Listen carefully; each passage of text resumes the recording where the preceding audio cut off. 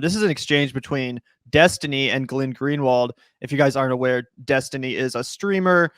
He's a pretty OG political streamer. He's been holding it down on Twitch and YouTube for a while. His ideological evolution is not one to behold with much respect, in my opinion. The guy basically just is a self-described liberal, a self-described capitalist at this point. So I'm definitely no fan of his commentary. But that being said, he is a mainstay of political Twitch, YouTube spaces. So it's worth talking about his ideas and his commentary as well. And if you guys aren't aware, he goes by the Omni Liberal on Twitter. So this is Destiny. If anyone's not aware, this is Destiny on Twitter. Anyway, let's start here. Glenn Greenwald, friend of the show, Glenn Greenwald, posts this clip and says, "It's often amazing what you hear when you listen to people who don't pay constant attention to politics for a living and therefore don't have their basic values corrupted and perceptions warped by constant propaganda." And he links down here or quote tweets this clip of Bryce Mitchell, a UFC fighter, talking about the Ukraine-Russia conflict. Before we watch this video and give our opinion on it, you were telling me, Zach, that you actually know this fighter. Oh yeah, I'm almost positive. Let me not fuck this up, but I'm pretty sure I watched him on The Ultimate Fighter when he first came on. Let me go Google and double check that. But yeah, I believe he's a submission specialist. Yeah, he was on the July 2021 season of The Ultimate Fighter. He's a featherweight. And yeah, he's got a really impressive game, actually. I believe he won his most recent fight, and he won the 2 fights before that. So yeah, actually he's only lost once. Yeah, so he's a scrapper, man. And I just know that because I used to be really into the UFC, and I'm still pretty into it. I won't lie. Yeah, you don't need to be ashamed of that. There's some lefties that like fighting for sure. Anyway, let's take a listen to this clip again, and we can try to find out how legit it is or whatever. Let's just watch this and see what's up. I just wanted to get your thoughts on the whole Russia and Ukraine situation. Here's my first thought is I'm not going nowhere to fight none of these wars for these politicians. I'm staying at home, and when the war comes to Arkansas, I will dig my boots in the ground and I will die for everything I love, and I will not retreat. If this country's invaded and everybody's saying, well, we gotta evacuate, we gotta leave, I will not. I will dig my boots in the Arkansas soil, and I will fight for the people that I love, for the land that I love, and the way of life that I love. But I'm not going overseas to fight. I don't know what's going on, to be honest, brother. I really don't. There's so much stuff, and I don't think nobody knows what's going on fully. There's been so much political corruption in that area. You got Biden and his son making a shit ton of money off of and using our tax dollars to bribe their people. That's treasonous, in my opinion. So you got Hunter Biden and his son using our tax dollars. Hey, if Ukrainian government, if you don't do this, we're taking your tax dollars. He shouldn't be giving our tax dollars to that country anyway. We got veterans out here sleeping on the street, and you're going to give our freaking tax dollars to these Ukrainians and all. Brother, I don't know what's going on over there, but I'm not going over there and fighting. And God bless anybody that's over there fighting. And I hope that the shit just gets solved. And man, I don't like war. You know what I mean? I don't want people dying and all that stuff. I don't want to be, but I don't know what's going on. There's so much stuff that I think that's corrupted that we just don't know what's truly going on over there. And I pray all those people are safe. So controversial. What the fuck? That was honestly, like, even at the end, like, yeah, we know for a fact that Joe Biden had his hands in the honeypot in Ukraine. Oh, it was nothing. To be honest, brother, I really don't. There's so much stuff, and I don't think nobody knows what. It's they just gave his son a job at Burisma. Okay, come on, guys. We all know. We installed what people don't like it if you call it a puppet government, an extremely Western friendly government. How about that? A government that will do whatever the fuck we say. What do you call that? Well, most people call it a puppet government, but fine. And then they'll be like, there were elections. Yeah, after we fucking rigged everything, there were elections. You want to know about some real election meddling? Look at what the United States did in Ukraine about 10 years ago. Okay? And this guy's right here. He's not trying to front anyway. He's like, I don't know what's going on. He was like, they come into my backyard in the land that I love, Arkansas. I will die in my fucking boots in the ground. He was like, I will fight like hell. I will never retreat. That's a very common American sentiment, guys. And everybody, I think, has a little bit of that feeling in them. You know what I mean? It's like Danny Thurston, when he was on our show, the former major in the military, he was talking about when he was teaching at West Point, he would always say, like, before we go there, imagine if the Taliban had come to Texas. Because that's how we're going to be looked at when we go over there. And they were like, I fucking wish the Taliban would come to Texas. And he's like, exactly. They fucking hate you. Like, you know what I mean? And they have a little bit of a ground to stand on. You came to their fucking country was the point that he was making. If they come to your fucking country, you're going to be met with fucking resistance, right?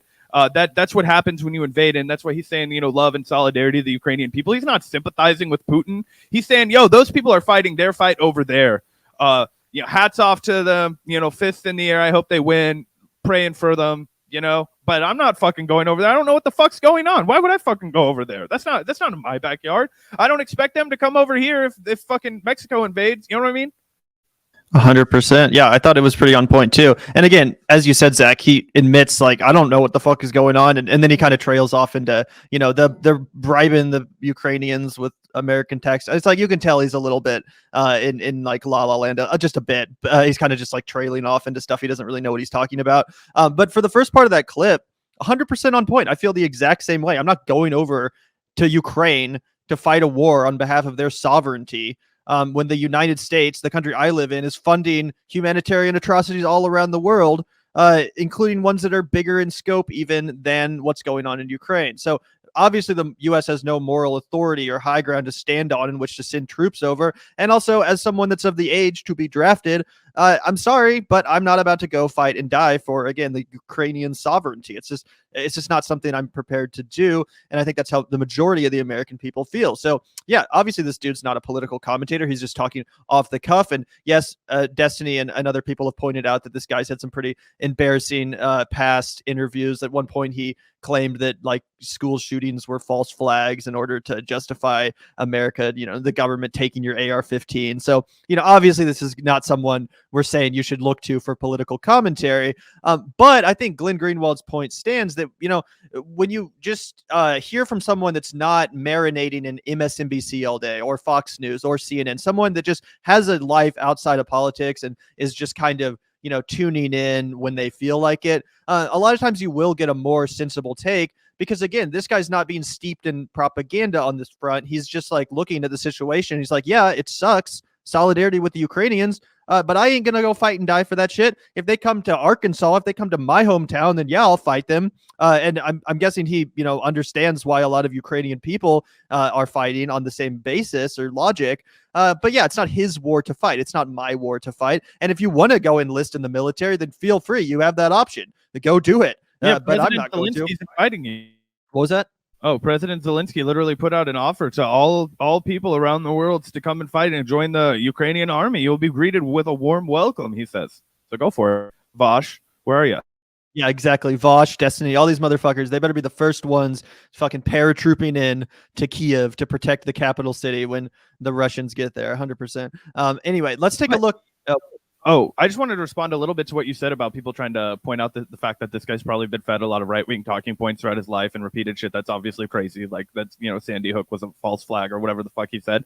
That doesn't take away from the fact that he right here is having like one of those sports moments that transcends the conversation, right? There's a reason this has like 3 million views in just a couple days.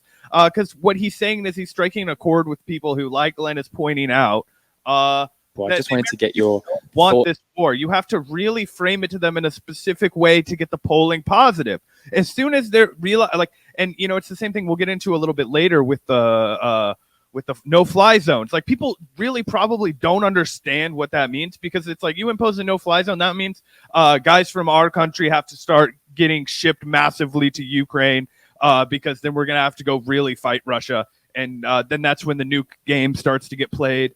And all those and there's a reason that we went through the entire fucking Cold War and the Red Scare and everything without actually fighting fucking Russia, guys. Because it's going to be like the game over kind of a situation, the unavoidable fucking mutually assured destruction, right? Okay. But anyway, so of course this guy's might be a little off base on what he said. Again, I'm not an expert on the Hunter Biden Burisma shit. Obviously, it's corrupt as hell. Obviously, Biden was involved in pulling the strings in Ukraine. Even Glenn Greenwald, when he was on our show, he said he was basically like running the entire country of Ukraine from his office in DC. Which I mean, there's the United States wants to keep that pawn in the region, right? But that's not our reason to go over there and fight it. I'm not interested in fighting a war for my country's geopolitical gain, and neither is this guy. We're only interested in fighting a war for one thing, and that's to protect our sovereignty here. And we should, and I think that this guy, is getting there without having to spend, without having to be coached that much. And I think that's where the most people are, without having to be coached that much. So yeah, I just 100%. You know what I mean? 100%. And let's look at Destiny's response. He says, the amazing thing to me about this clip is how far-right propaganda spreads into the mainstream population and how quickly far-left people like you took up spreading it. So again, it's not 100% clear if Destiny is referring to the first part of that clip where this guy's basically just saying, like, I don't think America should get involved. I'm not going to go fight and die in Ukraine. Or if he's talking about the second half where he, again, gets into the Hunter Biden, Burisma, bribery kind of vibes. It's not clear what he's talking about. But either way, I think it's pretty obvious to anyone that's going to try to interpret Glenn's tweet in good faith that Glenn was talking about the first half primarily. Like, that's the point he was making. He was making the point that, yeah, average people don't want to get involved in this war. Average Americans, not that this guy's an average American, obviously he's a UFC fighter, but you know what I'm saying? People that aren't constantly paying attention to politics for a living, as Glenn says, they don't want to get into war. They have a non-interventionist attitude, and a lot of us could, learn from that if you're not feeling that way. I think that's the point Glenn was making. I don't necessarily think he was talking about the second half of the clip, although, it's very possible Glenn would sign off on that as well. Again, I don't want to speak for the guy. Anyway, again, if you're interpreting this in good faith, I think the part you're going to focus on is the first part. For Destiny to say this is just kind of dumb because, again, it just misses the point entirely. Glenn was not sharing this clip because of the second half where the guy goes into Hunter Biden and everything. He was sharing it because of the first half. At least that's my opinion. That's my interpretation. So again, I think this just comes off as a little bit smug. It looks like Destiny's kind of grasping at straws here, trying to, call out Glenn when there's really not much to call out. And I would love to hear what exactly, Destiny's disagreement would be with this fighter when it came to the first half of his commentary surrounding the war. Because again, I thought it was basically 100% on point, exactly how I feel about the situation as well. As you can see, though, Glenn Greenwald did respond and says, I don't know that it's far right wing propaganda to say I'm willing to fight a war if our country is attacked, but not fight on the other side of the world where our only interest appears cryptic, corrupt, and financial. And since it is, why aren't you over there fighting? So exactly, yeah, putting this into better words than I just did for sure. I am not willing to fight in a war if our country is attacked, or I am willing to fight in a war if our country is attacked, but not fight on the other side of the world where our only interest appears cryptic, corrupt, and financial. And to be honest, even if our interest didn't appear cryptic, corrupt, and financial, even if this was something I genuinely thought was, like worth fighting for, I still don't think I should be put in a situation where I could be drafted into this conflict, nor do I feel that way about the majority of other Americans who would potentially be drafted into this conflict or just preyed upon because they're too poor to afford to go to college, so they have to join the military, and then the next thing they know, they are fighting in this conflict. Again, I will reiterate, there are a multitude of humanitarian crises unfolding across the world, from Palestine to Yemen, Sudan. A lot of countries are going through some shit. I'm not about to pick up and sacrifice my life, put my entire life on hold to go fight in a conflict. I'm sorry, I'm just not going to. And again, our own country is funding and enabling most of these atrocities. So I don't trust the United States to use my body as a soldier in a way that is correct or moral. This is a pretty standard issue talking point. And again, it's funny that that Destiny says Glenn Greenwald is spreading far right-wing propaganda, but actually Glenn here is the only one out of the two of them that's actually holding down a serious left-wing stance of anti-war non-interventionism. Yeah, 100%. And yeah, and I think it's also funny that Destiny tries to portray far left people like Glenn Greenwald. Like I don't know how many people attack Glenn Greenwald for being a far leftist anymore, but I thought that was funny. Anyway, I also thought that it was hilarious that I just remembered what's his name, the UFC fighter Mitchell. His nickname that he uses when he walks out is Thug Nasty, and I'm like, that's fucking hilarious. Bryce Thug Nasty. That is funny. And again, just in case some people just trickled in, let's just take a listen to the first bit of this again, just because I think this guy is on point. I want to, hit home exactly what Glenn was referencing when he shared this in the first place. Because again, despite the fact that Bryce Mitchell seems like he might be a total kook when it comes to other areas, when it comes to other issues, I do think he really is distilling the way I feel in this clip. And I think the way a lot of just normal Americans feel when it comes to conflicts like this. Let's take a listen one more time to at least the first bit of this, because I thought he was on point. Well, I just wanted to get your thoughts on the whole Russia and Ukraine situation. Here's my first thought is I'm not going nowhere to fight none of these wars for these politicians. I'm staying at home, and when the war comes to Arkansas, I will dig my boots in the ground and I will die for everything I love, and I will not retreat. If this country's invaded and everybody's saying, well, we gotta evacuate, we gotta leave, I will not. I will dig my boots in the Arkansas soil, and I will fight for the people that I love, for the land that I love, and the way of life that I love. But I'm not going overseas to fight. I don't know what's going on, to be honest, brother. I really don't. There's so much stuff, and I don't think nobody knows what's going on. Yeah. So there's the clip. And again, I think he's 100% correct. And also, I appreciate the fact that he admits his ignorance, which a lot of people are just unwilling to do. They watch a couple news segments. They, listen to a few Fox News shows or a few MSNBC segments, and then they want to pretend like they're experts and that they're moral authorities. And if you don't have the exact same position, then you're some sort of like sociopath. Like I was arguing with someone on Twitter. I was like, are you going to like, I'm not about to go, fight and die in this war. I don't want to escalate to the point where I could potentially be drafted or other Americans have to go die.